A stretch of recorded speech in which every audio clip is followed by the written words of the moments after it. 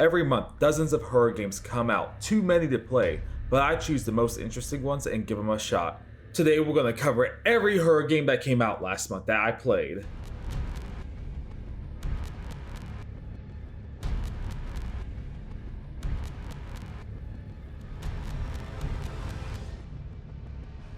I love this game. It's called Wreck Desolation, and it's just done so well as a found footage game. Look, I'm biased because I love found footage games, and this one has great visuals and the sound design's great in it.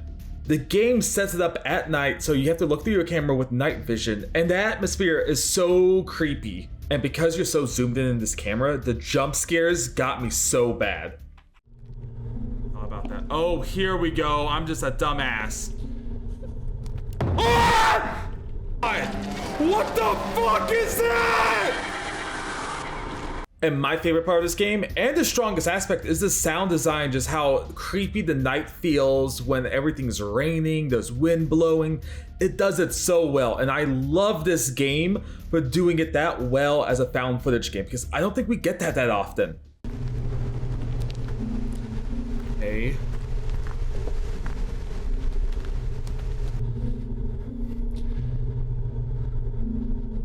I love this game, but it's not the best out there. Like, there are flaws with it. It's very short. It's like about 30 minutes long. It's very easy to get lost in this area. Like, it's not very clear on where to go a lot of times. And also, the end monster that you see, you don't get to see it that much. Like, it's a very, very small bit of the game, like a few minutes max.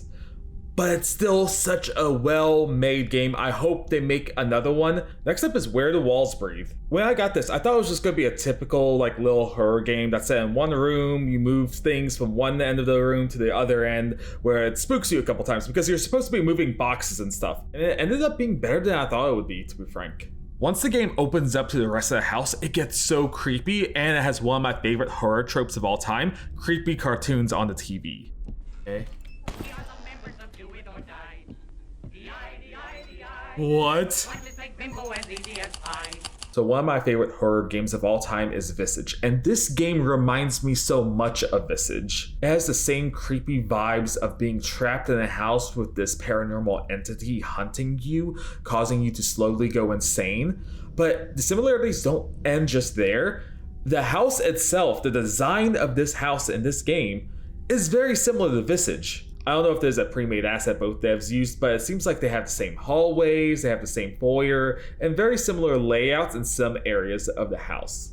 And also, this dev did something similar to Visage, having this twisted hallway that you have to walk down. So in Visage, there's this one section where you have to go down this hallway that twists the further you go down it. And I know it's not the most original idea, but Visage does it very well. This game tries to do its own version of that, essentially, and it just adds on to the similarities between this and Visage. Overall, I really like this game. It was fun, it was creepy, it does what it wanted to set out to do well. Ultimately, it's one of the better games I played from the month of February. It's not amazing, but I did have fun playing it. It had some spooky vibes, and it had a lot of inspiration from Visage, or at least I feel like I had inspiration from Visage. Though it's not the best game, I did enjoy it. So this next horror game is probably the next one I feel most conflicted about. It's called Broken Lore Low. So it's set in a Japanese town that's very foggy and gives you Silent Hill vibes, and you follow a story of a up-and-coming J-pop idol, essentially. So what this game does well is that it sets up a creepy environment in a town that feels almost abandoned. The characters introduced have this weird animation, it's very uncanny, and the cadence of their speech gives you these vibes that something's deeply wrong, and I love it. It's so good. I must say, your voice has something hypnotic. There's a depth to you that transcends music. So this game sets up these creepy characters very well, and it's a constant feel of like something's going wrong, and as that feeling builds up in you, the environment around you changes and gets creepier as well. So the story is incredibly dark, but it's very interesting to see it kind of like the viewpoint of a J-pop idol in the industry, because that's kind of a viewpoint you don't see that often in storytelling. Even at one point, it introduces your rival J-pop idol, and you can feel like there's something deeply wrong with her when she introduces herself. Ooh, fuck, man. Are you looking for something here? Yes, I'm looking for a way out. Get me out. I'm just a bit lost, I guess. Lost? Or maybe you're trying to find your place. Like me. Hideki, the producer, has spoken a lot about Oh yeah, you. that creep? You're the other one, right? How That's my lighter! did you know that? Hideki has a nose for talent.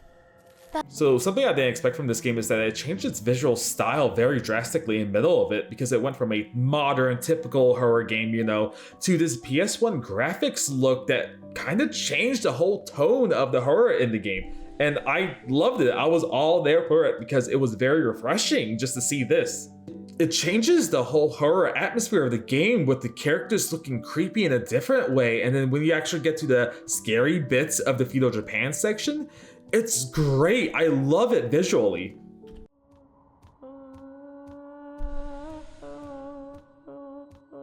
What the hell? We're so rich we can afford to have a whole room dedicated to a ghost? Other rooms are so 2010 now. I know. Imagine being so rich that you can have a whole attic dedicated to a fucking ghost. Oh my god. Ma'am, do you need help? Ma'am, do you need help? Do you need... Oh, fuck. So at the end, the game does introduce a very creepy monster as well to chase you around. So the game keeps adding new little things to it to keep it a little bit fresh. But I struggled loving this game because of one thing, and that's just the walking sim it kind of became, because you walk for an absurd amount of time in this game, like a lot. So I did a supercut of all the time you spend walking in this game, and I personally spent about 15 minutes walking in this game, and my playtime in the game itself is about 50 minutes. So you spend a good chunk of the game just walking, trying to see something happening. I understand the desire of wanting to build up tension, but this just took too long to get to those payoff moments.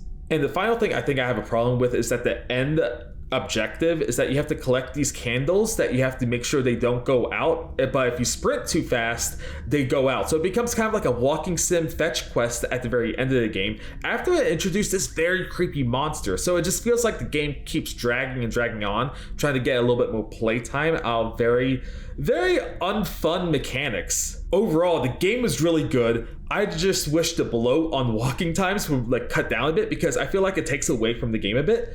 I think the story was amazingly done, and there's so much love put into this. I just think there's a little bit of bloat in terms of like trying to get the playtime up with all this walking around. Ultimately though, it is a great game. So finally, it's this observation type game akin to Observation Duty. It's called Dream Cage. So there's not too much to say about this because it's like your other observation games like Observation Duty, Captured, where you find anomalies and you record them. But this game just does it very well, and it kicked my ass while doing it. Personally, I just really like the setting. The RGB lighting is just funny to me, and honestly kind of like adds to the aesthetic of the whole game. It's just fun. The monster that's chasing you is also somewhat creepy, and it's shocked me a couple times while playing. Oh!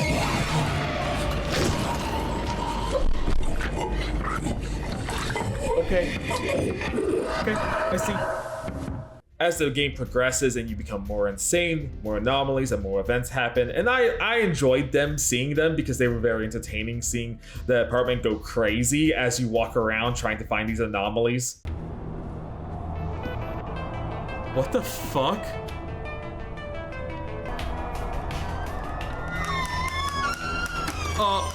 Nope, stay open. Oh!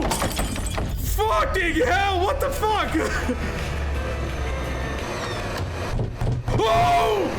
Stop! Stop! I don't even have a camera! I couldn't even find the camera! Ah! I don't want music, turn it off! Turn off the music, it's not fun! We're not having fun! Bro! Stop! Stop window. Overall, I did enjoy it. It was a fun observation game. It was one of the better games I played from February, but also consider it's $8, so probably way on a sale. It's not worth it at $8 in my opinion, but it was one of the better games I did play from that month. At the end, I think the best one to get is Wreck Desolation for the experience. Just don't expect a lot of playtime out of it. The others I do recommend, but just get them on sale if you can. Okay, first game is easily the most terrible game I played from February. Easily. The game's called I Want to Quit My Job, and it's just terrible. Awful. So the only thing you have to do in this game is collect 5 relics and escape the monster. Which, doesn't that sound familiar? Like a Slender Man game that came out like 15 years ago? This game is basically an asset flip Slender Man. It's just basically that. So the monster that's chasing you is just a man in a wolf mask, and the model is just stretched out so he has long limbs, and that's it. That's what's chasing you. That's really the game.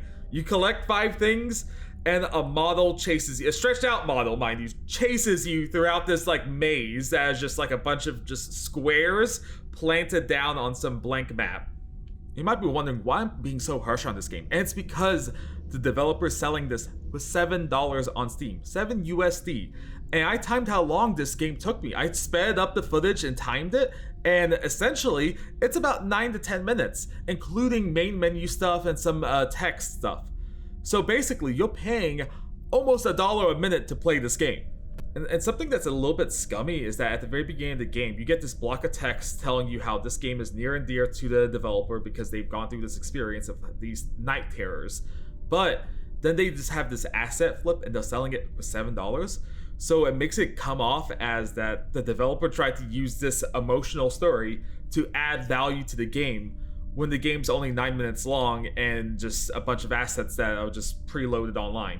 This was the only game I played from February that I refunded because I genuinely felt ripped off by it. It's the only one. It's so bad. Do not buy this garbage. It's not even fun garbage to play for fun and getting some laughs out of it. It's just trash. Don't buy it. It's not worth $7. At the end of all this, there's just nothing redeeming about this game, in my opinion. It's just a waste of time. It's not even funny bad, it's just bad. So the next game isn't terrible, but it's just not good. It's not even okay, in my opinion. It's called Escape the Tower. Essentially, it's an escape room game with spooky horror vibes, and that's pretty much it. It has a couple endings.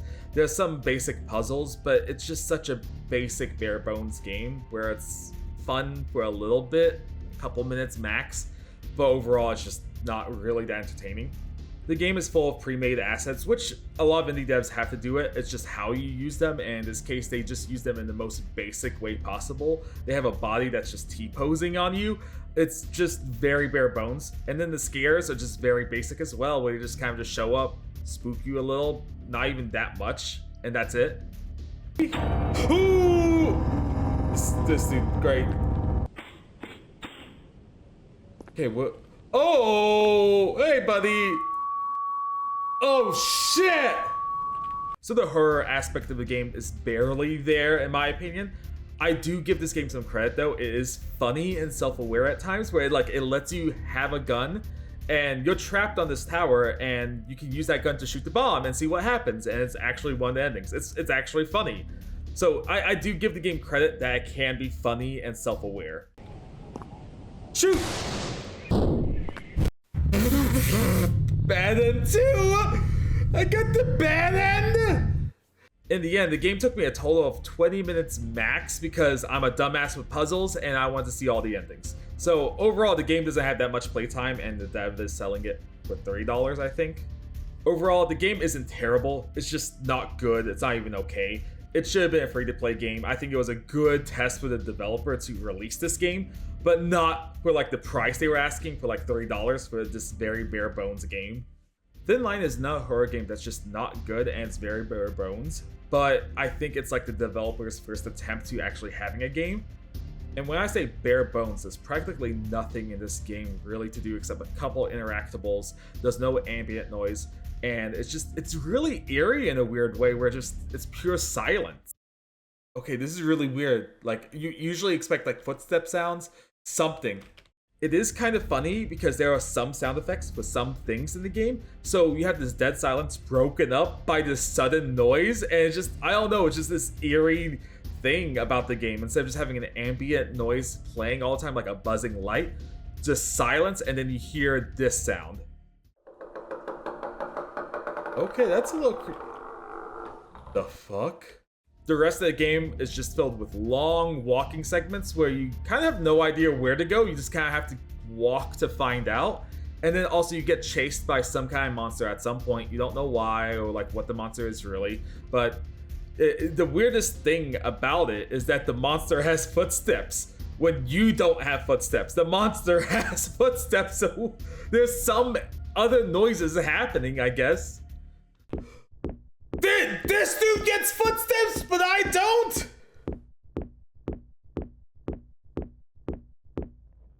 At the end of the day, I don't want to be too harsh on this game because there are genuine criticisms about it, but I think this is the first time the devs making a game, and also they recognized that this product isn't good enough to be sold, so they made it free, which I can respect that this is practice. I think the criticism should still be given, but I don't want to like just lay into it because I think the dev genuinely tried to make a decent game. Okay, the final game we're going to talk about is Night Fright, and I'm so conflicted on it because I wanted to like this, because I could tell the dev put in a lot of effort into this game, but it just ended up not being good. It just didn't turn out good at all. Night Fright is your typical horror game where you have to go around the house, find items, and then put them in the right place. It's basically the whole game. This is basically the whole game. You find something, you put it somewhere. It's one big fetch quest. And one of the most terrible things about the game, one of the most annoying, is that you have to look everywhere for these items because it's just randomly put in places that you have to check. And the dev put so many interactable places in the game where you have to check everything. It's just so time consuming and you have to click so much just to find a quest item essentially. And this is basically the whole game, and it's occasionally broken up by a jump scare that is a little bit too long every time. Have you checked out my butt? Oh!